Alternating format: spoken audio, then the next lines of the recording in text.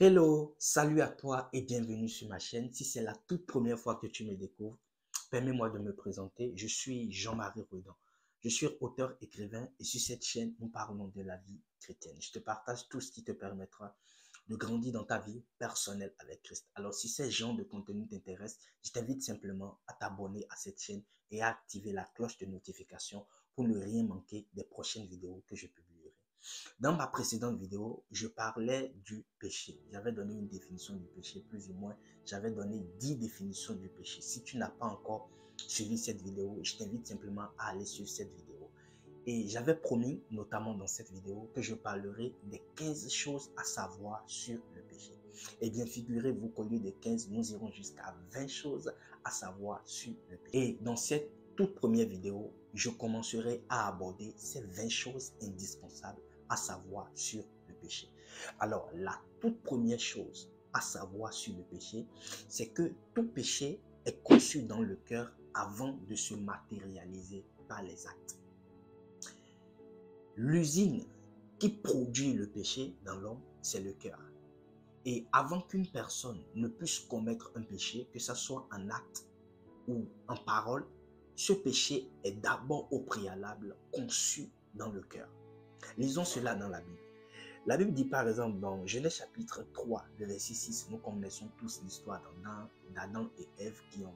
Et la Bible parlant de Ève disait ceci: la femme vit que l'arbre était bon à manger et agréable à la vue, et qu'il était précieux pour ouvrir l'intelligence. Elle prit de son fruit et en mangea, et elle en donna aussi à son mari qui était auprès d'elle, et il en mangea. Lorsque je lis ce texte, il y a quelque chose qui me frappe. C'est que la Bible précise que la femme vit que l'arbre était bon à manger et agréable à la vue. La deuxième partie de cette phrase est vraie. C'est-à-dire, je peux voir que quelque chose est agréable à la vue. Mais la première partie dit que la femme vit que l'arbre était bon à manger. Est-ce que cette phrase n'est pas incorrecte par hasard?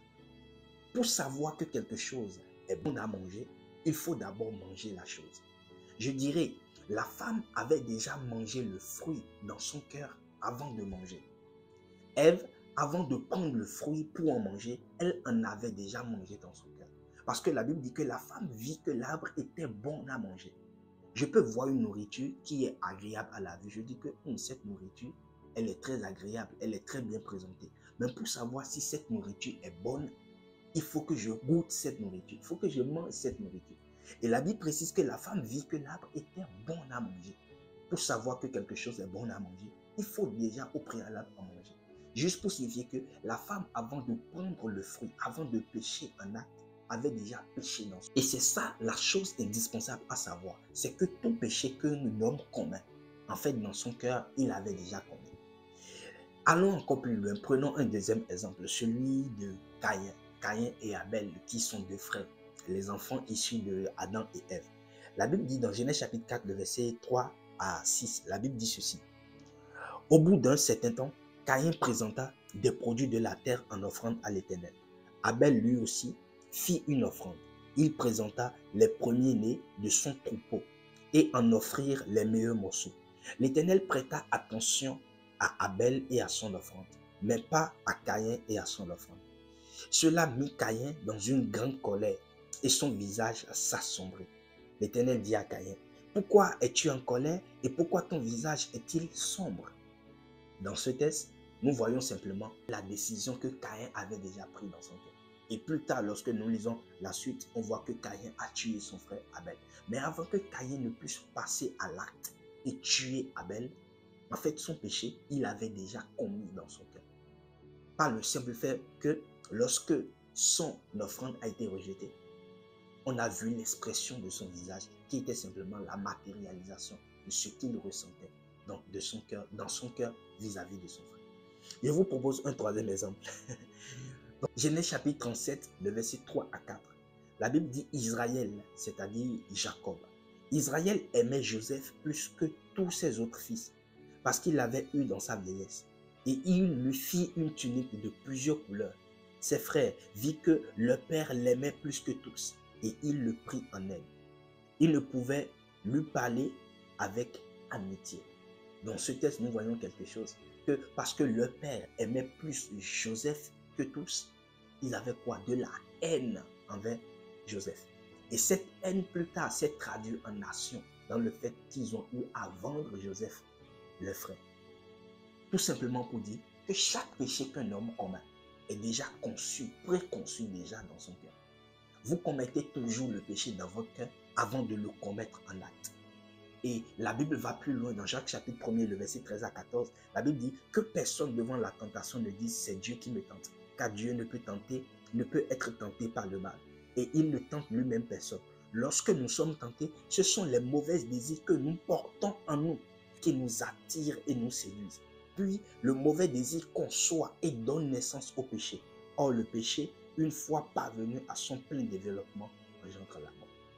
Waouh! Jacques corrobore parfaitement cette thèse, selon laquelle chaque péché que nous commettons, en fait, ce sont les mauvais désirs qui sont dans le cœur déjà.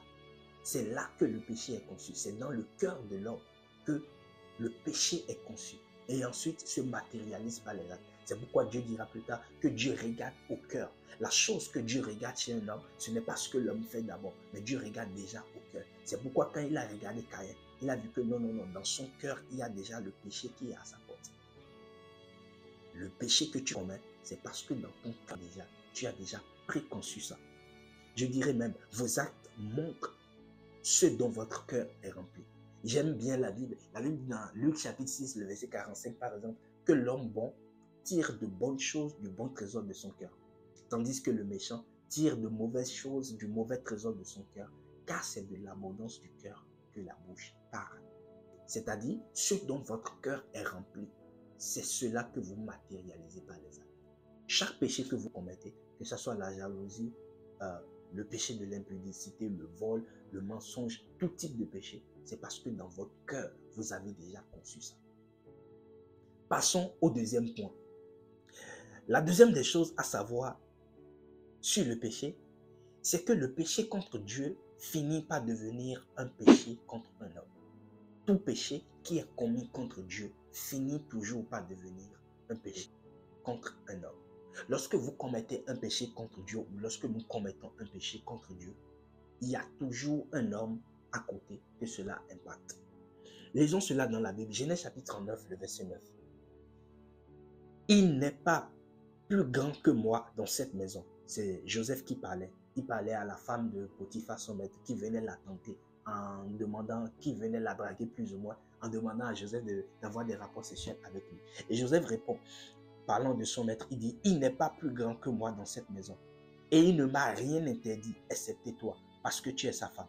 Comment commettrai-je un aussi grand mal et pécherai-je contre mon Dieu? Joseph parlait à la femme de Potiphar en disant simplement, mon maître n'est pas plus grand que moi dans cette maison. Il m'a tout donné comme responsabilité, excepté justement toi, parce que tu représentes ta femme.